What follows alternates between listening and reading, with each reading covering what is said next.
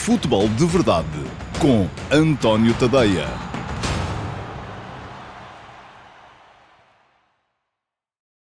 Ora então, olá a todos, muito boa tarde e sejam muito bem-vindos à edição número 104 do Futebol de Verdade para a temporada de 2023-2024. Hoje é terça-feira, dia 9 de janeiro de 2024 e vão arrancar já hoje os oitavos de final da Taça de Portugal com a realização de 2 dos 8 jogos. Teremos 2 jogos hoje, teremos mais 2 jogos na quinta-feira e o grosso da eliminatória destes oitavos de final será realizado amanhã, quarta-feira, com 4 partidas. Ora, para hoje estão marcados o Sporting Tondela, às 18h45, no estádio José Alvalade, e o Estoril Praia, Flóculo Porto, às 20h45, na Amoreira. São 2 jogos a envolver candidatos naturais à vitória final no troféu, com atenções especiais, naturalmente, para esse Estoril Flóculo Porto. Porquê? Porque o Estoril já ganhou 2 vezes ao Flóculo Porto esta época. Mas sobre isso falaremos um bocadinho mais à frente. Para já, aquilo que vos quero dizer é que não vamos ter edições do Futebol de Verdade Flash dos jogos de hoje, nem tampouco do Benfica Sporting Clube Braga de amanhã. Porquê? Porque aquilo que estava estabelecido era que Taça de Portugal, o Flash começa nos quartos de final. E estamos ainda nos oitavos de final. Portanto, para já, não vamos ter os tais 15 minutos de comentário em vídeo meus a esses jogos do Sporting, do Flóculo do Porto e amanhã do Benfica e do Braga. Quem quiser ficar a par com os meus comentários a esta partida tem 2 alternativas. Uma delas é esperar pelo último passe de amanhã. Aliás, tem 3 alternativas, agora que penso bem. Uma delas é esperar pelo último passe de amanhã de manhã. O último passe é a minha crónica matinal de reflexão sobre a atualidade futebolística nacional e internacional. Para garantirem que recebem no vosso e-mail, não pagam nada, porque o último passe é gratuito. Pois, se quiserem alongar a experiência, é outra conversa. Mas se quiserem garantir que não falham nenhuma atualização, pois muito bem, é só fazerem a subscrição do meu Substack, em tadeia.substack.com, e o link fica aqui para poderem lá dar um salto, apreciar e decidirem se querem ou não querem fazer a subscrição. Há várias modalidades. Aquela que fica mais em conta é, naturalmente, a subscrição gratuita, em que, tal como o próprio nome indica, não pagam rigorosamente nada, também não têm direito à totalidade da experiência. Depois, se quiserem receber todos os textos, receber as edições do Futebol de Verdade Flash na noite dos jogos, receber as edições do F80 com a memória do futebol, as edições dos donos da bola, com o tecido societário dos grandes clubes do futebol mundial, as iminências pardas, enfim, as reportagens, tudo e mais um par de botas, aí sim têm que fazer uma subscrição premium, e essa custa-vos 5€ por mês. Mas deem lá um salto e se quiserem ter a certeza que recebem o último passo da manhã de manhã, esse, volto a dizer, é totalmente gratuito, pois aquilo é muito simples, é só fazer a subscrição gratuita e o último passo passará a aterrar todas as manhãs no vosso e-mail. Mas eu estava a dizer que havia, na verdade, 3 possibilidades para estarem em dia com os meus comentários a esta eliminatória da Taça de Portugal. A segunda possibilidade é esperarem pelo Futebol de Verdade da manhã. Naturalmente que amanhã farei aqui já alguma análise ao jogo, aos 2 jogos de hoje, ao Sporting Tondela e ao Estoril Praia Flóculo do Porto, e antecipação ao Benfica Sporting Clube Braga do próprio dia. E a terceira possibilidade, e esta é a novidade, é que eu vou estar hoje à noite na Amoreira a comentar o Estoril Praia Flóculo do Porto em direto na RTP1. Não era suposto, mas acabou por ser necessário e então lá estarei para fazer os comentários na transmissão em direto do Estoril Praia Futebol Clube do Porto, um dos jogos mais interessantes destes oitavos de final da Taça de Portugal. Pois muito bem, passado este recado, aquilo que tenho para vos dizer para já é que o Futebol de Verdade de hoje vai incluir Q&A, mas antes disso vai ter ainda os ataques rápidos. Vamos a eles. Futebol de Verdade com António Tadeia.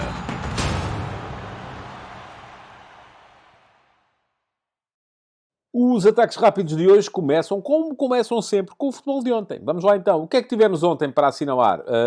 Não houve muita coisa, até porque íamos ter jogos a meio da semana e, portanto, o dia de ontem não foi particularmente agitado. FA Cup, Taça de Inglaterra, o Manchester United teve 2 golos portugueses para ultrapassar o Wigan, da League One, 2 divisões abaixo, portanto não era de esperar que houvesse alguma surpresa. Mas ainda assim, tal como está, o Man United nunca se sabe. O Man United ganhou por 2-0. Os golos foram marcados, o primeiro por Diogo Dalot, o segundo por Bruno Fernandes. Bruno Fernandes marcou de penalti e Diogo Dalot numa belíssima finalização. Aquilo que ultimamente se chama muito um passe à baliza, feito da meia esquerda, com a bola a entrar junto ao poste mais distante. E ali ficou bem à vista a vantagem que dá ter um destro a jogar do lado esquerdo. Que foi isso que estava a acontecer com o Diogo Dalot na partida de ontem. Depois, Taça do Rei de Espanha, tinha ficado pendurado, porque tinha sido interrompido, o jogo entre o Unionistas e o Villarreal, e a surpresa veio com a eliminação do Villarreal nas grandes penalidades por esta equipa, que é 13ª classificada na sua série da Primeira Divisão da RFEF, Real Federación Espanhola de Fútbol. Espero que tenham gostado do sotaque. Bom, a primeira divisão de RFF é mais ou menos o nosso campeonato nacional, ou o nosso campeonato de Portugal, o antigo campeonato nacional de séniores, embora em Espanha não exista a Liga 3. Portanto, é um terceiro escalão, mas é um terceiro escalão já com uma base da pirâmide muito mais alargada do que é o nosso terceiro escalão e, portanto, equivale mais ou menos àquilo que é o nosso quarto escalão. Surpresa, portanto, na eliminação do Villarreal. Ontem também completou-se a 16ª jornada da Liga Portuguesa, com a surpreendente vitória do Casa Pia por 4-1 em Moreira de Cónegos contra o Moreirense.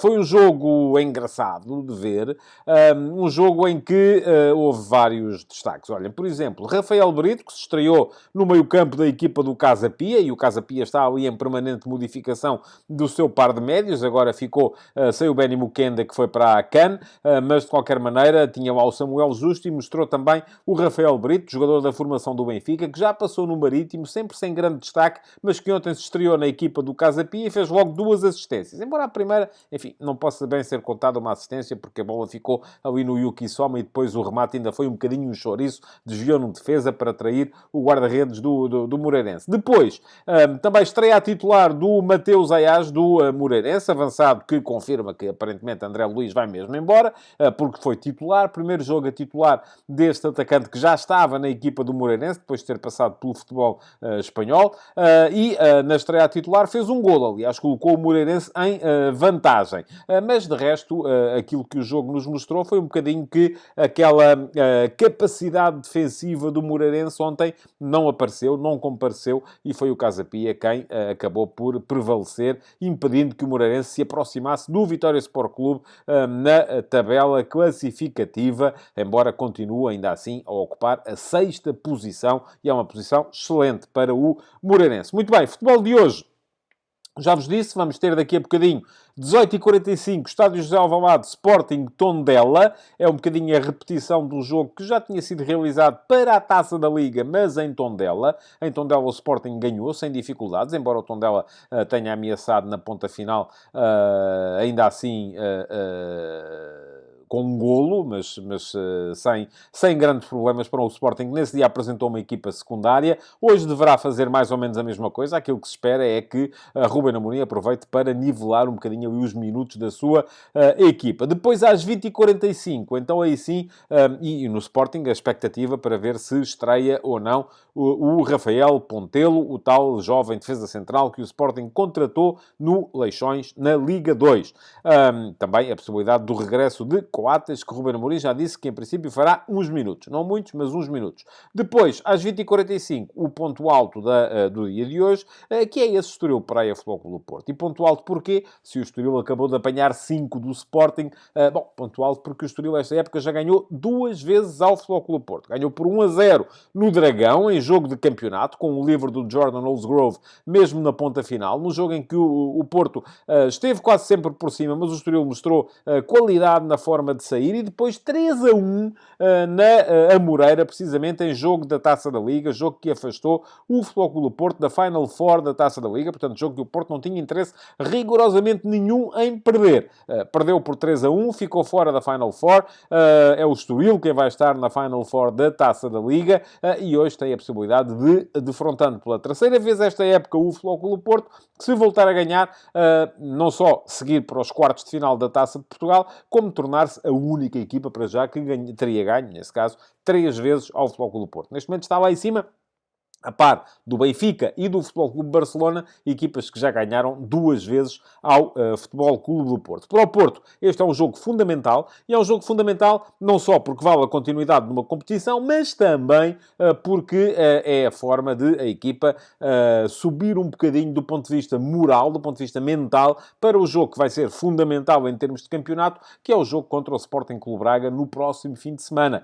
Jogo que encerra a primeira volta do campeonato, tanto para o Futebol Clube do Porto como para o Sporting Clube Braga. Neste momento, o Futebol Clube do Porto em terceiro e o Sporting Clube Braga em quarto já estão a uma distância, enfim, que não é enorme, mas é considerável, dos dois primeiros, Sporting e Benfica, e naturalmente quem perder pontos no próximo fim de semana corre risco de ficar ainda mais longe, desde que Sporting e Benfica ganhem os seus desafios. Hoje temos também algum futebol lá por fora, embora nada de absolutamente escalofriante. Taça da Liga Inglesa, meia-final, o Middlesbrough recebe o Chelsea. É até ver a possibilidade mais séria que o Chelsea tem de ganhar um troféu esta época. Está na meia-final, tem pela frente uma equipa dos escalões secundários. Na outra meia-final, no entanto, há o Liverpool. O Liverpool vai jogar amanhã com o Fulham na outra meia-final para decidir quem estará na final da Taça da Liga. Hoje também há a Taça de Itália com a realização desse Fiorentina-Bolonha. Ambos os jogos são às 20 horas. Tanto o Middlesbrough-Chelsea como o Fiorentina-Bolonha. Bom, de resto, mais coisas. O que é que temos aqui? Ontem, o Futebol de Verdade atrasou uns minutos, 20 minutos, creio eu, não esteve disponível às 18 horas, portanto já estão a ver a razão pela qual eu desisti das 17h30. Não fica fácil, e ontem atrasou por uma razão muito simples. É que, à meia da tarde, tive que intervir na programação da RTP3, porque tinha acabado de ser tornada pública a notícia do falecimento de Franz Beckenbauer. Ora, Beckenbauer é um dos jogadores fundamentais na história do futebol, um homem que reinventou a posição de líbero. Porquê? Porque o líbero, que até determinada altura era uma forma cobarde de encarar o futebol, era mandar cada jogador marcar o seu, e ainda estava lá um lá atrás para destruir aquilo que passasse. A partir de Franz Beckenbauer passou a ser o primeiro atacante, passou a ser o jogador que pegava na bola, levantava a cabeça, ombros para trás, peito para a frente, bola colada ao pé direito, muitos passos, ou tabelas toma lá da cá, ou então aqueles passos longos que só ele sabia fazer naquela altura, com a parte exterior do pé, a colocar a bola a longa distância, mas exatamente onde ele queria metê-la. Foi um jogador que mudou a história do Bayern, mudou a história mais recente do futebol alemão. É com ele, em 74, que a Alemanha volta a ser campeã do mundo, depois de o ter sido em 54, volta a ser em 74. Beckenbauer foi o primeiro defesa a ser bola de ouro. Era um jogador extraordinário, um jogador que depois teve também, embora não tão importantes, as dimensões de treinador, de selecionador nacional, campeão do mundo também com a RFA, ou neste momento já com a Alemanha unificada em 1990, no Mundial de Itália, e depois também como dirigente, e foi, por exemplo, presidente da Comissão de Organização do Campeonato do Mundo de 2006, que foi realizado na Alemanha. Escrevi sobre Franz Beckenbauer no Último Passo de hoje, e quem quiser ler o texto, já sabem, o Último Passo é gratuito, ninguém paga para ler, e o texto está aqui, neste link, quem quiser dar lá um salto. E, se quiserem, volto a dizer, aproveitem depois para fazer a subscrição do meu Substack, tadeia.substack.com, nem que seja a gratuita. De resto, mais notícias. Hoje, Roger Schmidt e Artur Jorge anteciparam esse jogo de amanhã, esse Benfica Sporting Clube Braga, que também conta para os oitavos de final da Taça de Portugal. E também vou lá estar a fazer os comentários desse Benfica Braga amanhã na RTP, porque são os dois jogos que a RTP tem nesta eliminatória. Hoje, o Estoril Futebol Clube do Porto. Amanhã, o Benfica Sporting Clube Braga. Bom, então, das declarações de Roger Schmidt, salta à vista a notícia da convocatória ou da convocação de Marcos Leonardo para a partida da manhã. Vai jogar. Schmidt já disse que vai fazer uns minutos, não sabe quantos, mas vai fazer uns minutos, e isto é naturalmente o suficiente para chamar a atenção dos adeptos do Benfica, porque podem ver pela primeira vez aquele que até ver é o principal reforço de inverno da sua equipa. O jogo é muito importante, lá está. Estão frente a frente também dois dos candidatos a ganhar o troféu, a ganhar a Taça de Portugal. Na época passada, o Sporting Clube Braga levou a melhor, mas foi em Braga. Desta vez, na Luz, vamos a ver quem é que sai por cima. Do outro lado, Artur Jorge fez em conferência de imprensa a defesa de Abel Ruiz. Depois de ter, quem sabe se fruto da emoção do momento, entregue um bocadinho o avançado espanhol no final do jogo contra o Vitória Sport Clube. Aliás, já no jogo com o Benfica, me pareceu que Artur Jorge se tinha esticado, tinha ido um bocadinho longe demais na forma como criticou Salazar. A verdade é que Salazar depois respondeu à altura. Esteve no banco no jogo seguinte, que foi o jogo fora de casa contra o Casa Pia, e foi o melhor em campo. Desta vez, aquilo que aconteceu foi que, no final desse jogo com o Vitória, o Artur Jorge deixou algumas críticas, embora não o citando, ao Abel Ruiz, dizendo que são momentos como aquele, e aquele é o momento em que o Abel Ruiz falha o lance que podia dar o 2-0 ao Sporting Clube Braga já no início do período de compensação da partida, que fazem a diferença entre ganhar ou perder um jogo, ou neste caso empatar, que foi o que aconteceu. Ora, hoje, o Artur Jorge veio, de certa forma, fazer a defesa do Abel Ruiz, e eu às vezes chamo-lhe Alain Ruiz, espero que não o tenha feito, dizendo que há aí todo um exército de malta que está apenas a querer destruir as carreiras dos jogadores e a querer criticar por tudo e por nada, mas se calhar também era bom que o Artur Jorge pensasse um bocadinho mais, ou ponderasse um bocadinho mais as palavras que diz, nomeadamente no final dos jogos. Muito bem. O que é que acontece? Eu acho que o Sporting Clube Braga, sem o Banza, que é um jogador mais forte na área, Abel Ruiz é um jogador mais forte na ligação, se ainda por cima não tiver Bruma, que está lesionado, ou que não esteve no último jogo e está em dúvida para a partida da manhã, se não conseguir ter o Over Jaló, que é uma seta também do outro lado, é verdade que depois só tem jogadores que são muito mais fortes no jogo entre linhas, dentro do bloco do adversário, o Ricardo Horta, o Rony Lopes, que fez um bom jogo contra o Vitória, mas lá está, também não é um jogador de ruptura, é um jogador de ligação. O próprio Abel Ruiz, que é um jogador que baixa muito em ligação, se ainda por cima potenciar um meio-campo mais conservador, que é o tal meio-campo com o Vítor Carvalho e o João Moutinho, Salazar mais à frente, acaba por ser um Braga muito circular e se calhar pouco contundente. E terá sido isso que faltou também um bocadinho ao Sporting Clube Braga no jogo contra o Vitória Sport Clube. Por fim, para terminar os ataques rápidos, só uma brevíssima passagem pelo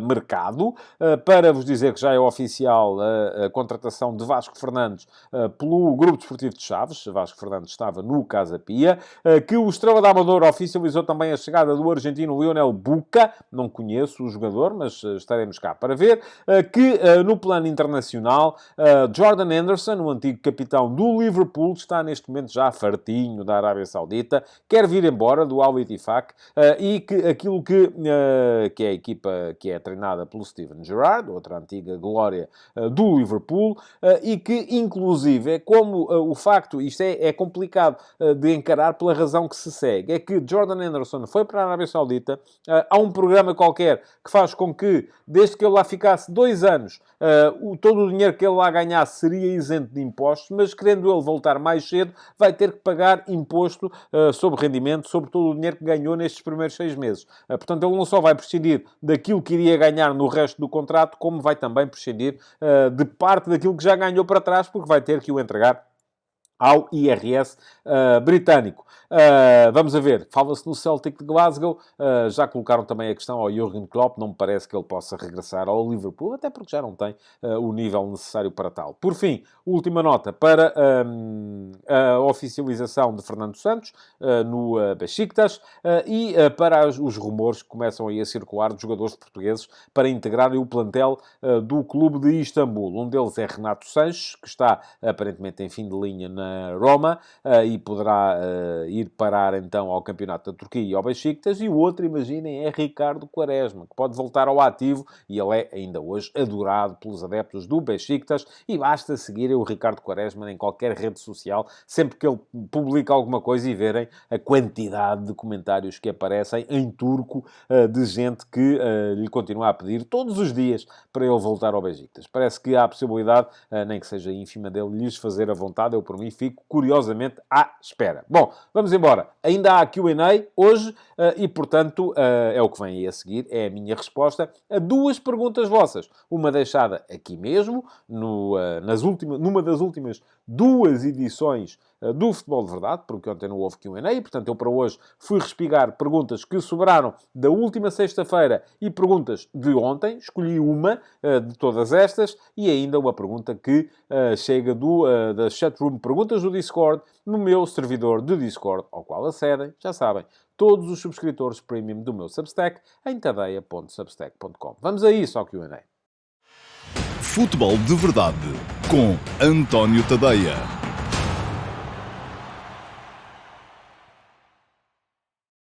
E vamos lá então passar à resposta às vossas perguntas. Já vos disse, uma pergunta respigada das últimas duas edições do Futebol de Verdade, aqui mesmo no meu canal de YouTube. A outra da chatroom Perguntas do Discord, no meu servidor de Discord, ao qual acedem, já sabem, todos os subscritores premium do meu Substack, em tadeia.substack.com, que entendam fazê-lo, porque quem não quiser não é naturalmente forçado. Agora, se já é subscritor premium do meu Substack, basta ir a um dos textos exclusivos para subscritor premium, que está lá sempre um botãozinho em que tem que clicar para poder aceder então ao meu servidor de Discord. E olha que a conversa por lá vale bem a pena. Temos várias chatrooms e vamos todos mantendo por lá conversas bem interessantes entre nós. Muito bem. A primeira pergunta, no entanto, é a que vem daqui mesmo, do YouTube. E antes de vou-la mostrar, aquilo que tenho para vos dizer é que pedir-vos que deixem o vosso like na emissão de hoje, que a comentem, nem que seja para dizer boa tarde, para dizer olá, gostei muito de estar aqui ou não gostei nada. Porquê? Porque os comentários ajudam no algoritmo a que o programa seja mostrado a mais gente. E ainda hoje creio que foi o The Greco, vinha dizer que não percebe como é que o Futebol de Verdade tem tão pouca audiência, tão pouca gente a ver, devia ter mais gráficos, mais coisas, e eu percebo perfeitamente essa lógica, e aliás respondi por lá mesmo. Agradeço bastante o vosso interesse na coisa, mas atenção, o Futebol de Verdade, neste momento, para mim, é, sobretudo, um meio de divulgação do meu trabalho. O meu trabalho é lá, no Substack, em tadeia.substack.com. Não tenho, neste momento, condições para gastar mais tempo a preparar as edições do Futebol de Verdade, e cada uma já me leva entre 2 a 3 horas. Portanto, já é uma coisa que, enfim, é retirada ao trabalho que eu estou a fazer lá no meu Substack, onde, de facto, estão as pessoas que subscrevem o meu trabalho. Aqui, não é nada contra o YouTube, nem nada contra o formato vídeo, antes pelo contrário. A questão é muito simples, é que há muito tempo já que, de certa forma, desisti da ideia de viabilizar o meu trabalho através da escala. Porque tudo aquilo que sejam redes sociais, e o YouTube é um caso, raramente favorece o trabalho que eu tenho para apresentar. Favorece outro tipo de trabalho, que será com certeza também bastante valioso, mas não é aquele que eu sei fazer ou aquele que eu tenho mais à vontade para fazer. Portanto, já sabem, o Futebol de Verdade, pelo menos enquanto eu achar que é um bom veículo de promoção e de divulgação do meu trabalho no Substack, em tadeia.substack.com, vai continuar a andar por aqui. No dia em que eu achar que deixou de ser assim, naturalmente também deixará de andar por aqui. Enquanto isso não acontece, aquilo que eu vos peço é que deixem o vosso like, que comentem, para deixarem, por exemplo, perguntas. E se deixarem perguntas, eu vou selecionar uma das que ficar na edição de hoje do Futebol de Verdade para responder amanhã. E que, além disso, se não tiverem perguntas para deixar, comentem na mesma. E que, além disso, subscrevam o canal. Inscrevam-se no canal. Não pagam nada por isso. Mas essa é a maneira também da comunidade aumentar. E para se inscreverem no canal, basta seguirem este link que vos deixo aqui e clicarem em cima do botão que diz inscreve-te aqui, não custa nada, e depois, já agora, clicarem também em cima do sino para ativarem as notificações e dessa forma serem avisados sempre que houver novos conteúdos aqui no canal. Eu gostava muito de poder tornar o programa mais atrativo, com mais gráficos, mais imagens, realização, várias câmaras, convidados e tal, e não sei o quê, mas neste momento isso não é possível e aquilo que temos é aquilo que temos e temos que estar gratos por aquilo que temos. Vamos lá. Primeira pergunta do dia. Agora sim, já aí está. Vem do user JM3YD7TS3E. Enapá. É o Rui Camarapina. Eu, por acaso, conheço o Rui Camarapina, porque, inclusive, já fiz uma vez um prefácio para um livro que o Rui Camarapina fez a propósito da história dos derbys entre Benfica e Sporting. Mas eu, se fosse aqui só pelo user, não sei das quantas, estava bem tramado. Mas ele assinou no final. E pergunta ao Rui o seguinte: durante mês e meio, o Sporting tem só 3 médios no plantel, sendo que um deles é um jovem inexperiente. Não sei porque tarda o staff do clube em contratar um médio, mas se o António tivesse que escolher 2 ou 3 opções dentro do mercado nacional para essa posição, para o Sporting, quais seriam? Obrigado, Rui Camarapina. Obrigado, Rui, pela sua pergunta. O Rui também posso... acho que não é nenhuma inconfidência, um dos subscritores premium do meu Substack. Portanto, poderia, se estivesse, por acaso não sei se está no Discord, ter deixado esta pergunta também por lá. Mas eu selecionei-a daqui, do YouTube. Vamos lá ver. Primeira questão. Rui, os 3 médios, quem são? Morita está na Taça da Ásia. Sobram ao Sporting o Yulmand, o Daniel Bragança e o Dário Essugo, pelo qual, dizem os jornais de hoje, o Sporting terá recusado uma proposta neste mercado de janeiro para o transferir. Portanto, é sinal que ainda há crença no Dário Essugo dentro da estrutura do Sporting. E eu, depois de ter perdido um bocadinho a ideia de que o Dário Essugo pudesse vir a dar jogador de alto nível, e houve ali um período de início durante a época passada, em que ele ia acumulando cartões na equipa B, início desta época em que ele tem uma entrada completamente desastrada no jogo contra o Olivais e Moscavide na Taça de Portugal, comecei a achar que se calhar era bom ele ir mudar de ares, ir à procura de outro clube. Bom, mas neste momento, as últimas vezes que ele entrou já não esteve mal, até acho que entrou bem na última partida do Sporting, e portanto creio que na estrutura do Sporting ainda haverá, e esta notícia agora também é um bocadinho nesse sentido, alguma fé de que ele possa vir a dar jogador. Mas a questão não é sequer essa, eu é que resolvi pôr aqui, porque veio a talho de foice, esta apreciação. A questão é, o Sporting só vai ter 3 médios durante este mês e meio. E o Ruben Amorim já falou disto um par de vezes. E eu percebo muito bem aquilo que ele diz. E daí que a questão do Dário Essugo possa ser importante. Porque o Sporting não vai contratar jogadores para mês e meio. O Sporting, quando contratar jogadores, vai contratar jogadores para que lhe possam vir a ser úteis no futuro. Mas também no futuro. Ora, perante o cenário que está neste momento desenhado, em que o Sporting tem o Mateus Fernandes, um dos melhores médios deste... Quando digo dos melhores, é dos melhores 20, vamos lá. Médios deste campeonato, está a fazer uma época excelente no Estoril Praia. E hoje, provavelmente, jogará contra o Flóculo Porto. O Mateus Fernandes está emprestado ao Estoril Praia. Está para voltar. O Sporting já não terá muita fé no tão longo, que, aliás, se tivesse fé, tinha aproveitado o facto do Copenhaga o ter devolvido neste mercado, em vez de o emprestar ao Rio Ave, como vai acontecer. Mas ainda assim, tem o Mateus Fernandes. O tão longo, vamos a ver, imaginemos que ele faz uma boa segunda metade da época, até pode ser que venha a ter uma oportunidade, já não acredito muito, mas poderá vir a acontecer.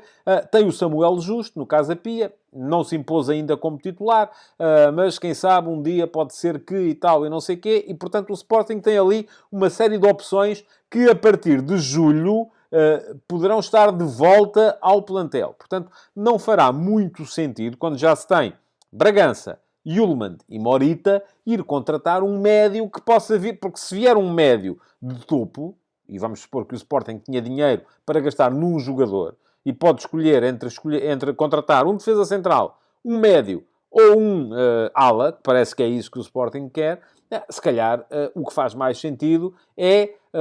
já veio um defesa central, que foi o Rafael Pontelo. Enfim, vamos a ver se dá jogador ou não dá. Não tenho certezas também a esse respeito, mas o Sporting está em risco de perder no próximo mercado. Neste não acredito, mas no próximo, eventualmente, pelo menos um entre o Diomande e o Gonçalo Inácio.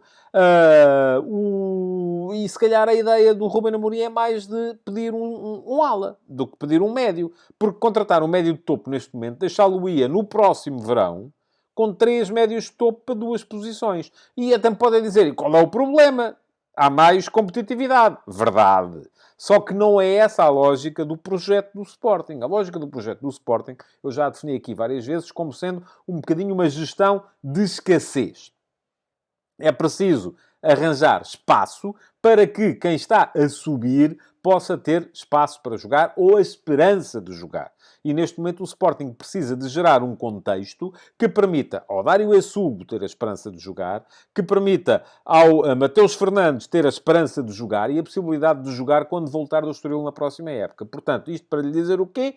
Acho que provavelmente ou o Sporting encontra tipo um negócio de ocasião, um empréstimo para o final desta... E isso nem sempre é possível, porque nem sempre esses jogadores estão disponíveis. Um empréstimo para o final desta temporada, um jogador que depois, no final da época, vai à vida dele, e assim não estaria a comprometer aquilo que pode ser a afirmação futura dos jogadores que o Sporting tem para aquela posição, ou então, muito dificilmente, vai contratar um médio e aquilo que vai acontecer. E daí o tal mês e meio sem um jogador, enfim, vai ser se calhar um problema, vai precisar de adaptar o Pedro Gonçalves àquela posição para poder jogar num jogos, hoje estou convencido que pode jogar eventualmente o Dário Essugo, quando estiver a ver o programa já vamos ter os 11 iniciais, mas é possível que aconteça, se não for de início, pelo menos depois durante o jogo, uns jogos com o Daniel Bragança, com o Yulman, outros com o Pedro Gonçalves, o Essugo assim de vez em quando, e pode ser que assim dê para ir gerindo. Mas eu não vou fugir à sua pergunta.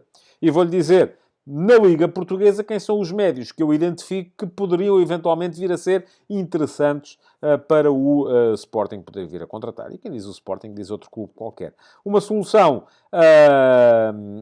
eu, à partida, olho aqui e a solução que mais me agrada é o Tomás Ândalo de Vitória. Parece-me ser o jogador mais interessante de todos, aqueles que estão disponíveis no mercado. Gosto muito do Dani Silva também do Vitória, como gosto muito do Gustavo Sá, do Famalicão. Embora o Gustavo Sá jogue mais à frente, joga mais como segundo avançado.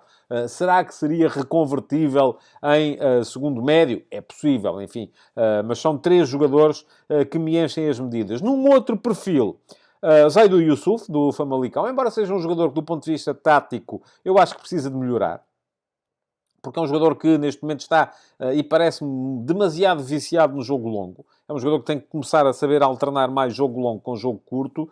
E se a ideia fosse ir buscar um jogador mais forte no plano defensivo, o Gonçalo Franco, do Moreirense, embora também já não seja um jovem, mas também me parece ser um jogador interessante. Para negócios mais de ocasião, assim, coisas mais rápidas, gosto muito do Seba Pérez, do Boa Vista, mas lá está, já me parece um jogador mais limitado e um jogador que já não é novo, que teria de ser a sua eventual contratação encarada de outra forma. Mas, de qualquer modo, os 2 ou 3 que mais me enchem as medidas no Campeonato Português são o Tomás Ândalo e o Dani Silva, do Vitória, e o Gustavo Sá, do Famalicão, embora, ressalve, o Gustavo Sá joga à partida mais à frente. Embora eu acho que pudesse ser, até por ter a estrutura física para isso, reconvertido em segundo médio e poderia ser um jogador interessante como segundo médio naquela posição do segundo médio do Sporting, que é um segundo médio que aparece muito próximo de zonas de finalização, que é a posição que faz à partida o Daniel Bragança e que fará o Pedro Gonçalves quando recuar para o meio-campo. E pronto,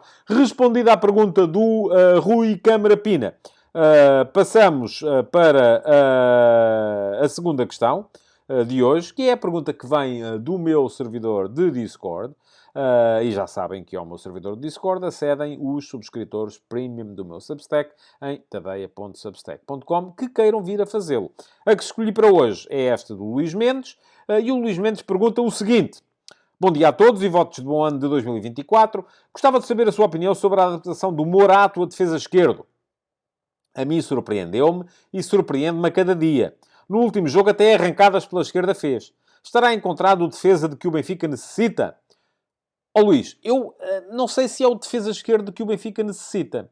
Sei que é o defesa esquerdo que o Benfica tem e é o defesa esquerdo que neste momento ajudou a que a estrutura da equipa do Benfica passasse a funcionar. Eu já o disse no outro dia, que neste momento o Benfica melhorou muito a sua organização defensiva e eu acho que isso tem muito que ver com a estabilização do quarteto defensivo, apesar de estar a jogar com 2 jogadores adaptados. O Orsnes a defesa direito e o Morata a defesa esquerdo. São soluções ideais? Não. O Orsnes está a encontrar ali uma dinâmica interessante em que vem explorar o jogo interior para dar a linha lateral ao Di Maria, e isto faz com que o Di Maria consiga ter espaço junto à linha na direita. Do outro lado, o Morato não é um jogador que seja muito fiável, sobretudo para início de construção. Depois ele é um jogador físico, é um jogador possante, é um jogador que chega bem à frente, é um jogador que tem pé esquerdo e, portanto, isso é importante também, na maneira como pode dar largura ao corredor, mas lá está, não é um jogador que tenha a qualidade de início de construção que tem o Grimaldo, por exemplo. Não tem nada a ver. Não é um jogador em que o Benfica possa confiar para dar criatividade ao início da sua construção ofensiva. Mas, atenção, é um jogador que, a partir do momento em que ele passou a alinhar ali, passou a dar à equipa do Benfica toda uma nova condição para ser eficaz no plano defensivo. E o Benfica, neste momento, faz uma coisa que não fazia há 3 meses. É que defende bem. Sobretudo atrás. O Benfica da época passada defendia bem à frente. O Benfica desta época defende bem atrás. Não defende tão bem à frente, mas defende melhor atrás. Porquê? Porque tem ali um jogador que tem cultura defensiva, que sabe fechar o corredor, que sabe posicionar-se, que dificilmente é surpreendido no plano defensivo pelo seu lado, e isto dá à equipa uma estabilidade, juntamente, por exemplo, com a presença do guarda-redes, que também é naturalmente muito importante nesse aspecto, dá à equipa a possibilidade de poder organizar-se e de poder encarar depois a parte ofensiva do jogo de outra forma. É uma solução ideal, volto a dizer, não. Mas é a solução que o Benfica tem e parece-me ser uma solução perfeitamente competente e capaz de encarar o que resta da época. Se vier daí um defesa esquerdo extraordinário, um jogador com capacidade mais ofensivo, com capacidade, se calhar vai-se sentir falta em alguns jogos da capacidade defensiva que o Morato dava quando fazia a posição. E daí que me pareça que não é neste momento uma das principais prioridades do Benfica no mercado. Dependerá também um bocadinho, é como o Sporting com os médios, dependerá um bocadinho daquilo que for o orçamento que o Benfica tem para contratações neste mercado de janeiro. Mas vamos esperar para ver. Bom, meus amigos, temos que fechar, porque não tarda, está aí a começar o futebol e não queremos estar a competir com o futebol, como é natural.